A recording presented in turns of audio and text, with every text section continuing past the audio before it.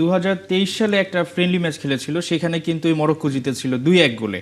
So এটা কিন্তু সেই 2022 ফিফা বিশ্বকাপের পরের ঘটনা, এবং নেইমার প্রায় 3 বছর ধরে খেলছেন না।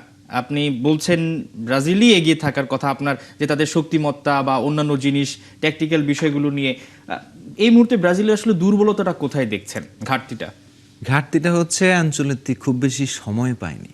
মানে এই মরক্কোর প্রজেক্টটা হচ্ছে 2022-এর আগে থেকে, তার মানে ওদের প্রজেক্টটা 5-6 বছরের পুরনো।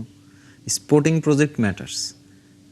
আর্জেন্টিনা স্পোর্টিং প্রজেক্ট হাতে নিয়েই সাকসেসটা পাইছে। ফ্রান্সের স্পোর্টিং প্রজেক্ট নিয়ারলি 18 আগে থেকে দেশমের আন্ডারে, এবং এই ফ্রান্স কিন্তু স্টার প্যাক্ট। তো দেশম না হলে মনে হয় এতগুলি ইগো ম্যানেজমেন্ট পসিবলও ছিল না। এমন না যে দিদিয়ের দেশম খুবই ট্যাকটিক্যাল ম্যানেজার, বাট সে ওই স্টার ম্যানেজমেন্টটা পারছে, এই সমস্ত ইগোকে মাঠে একসাথে খেলাইতে পারছে। ফ্রান্স টিমের কিন্তু হাই লেভেল কম্বিনেশন গড়ে ওঠারও কথা না, বাট যে যার মতো করে খেলে ম্যাচ বের হয়ে যায়।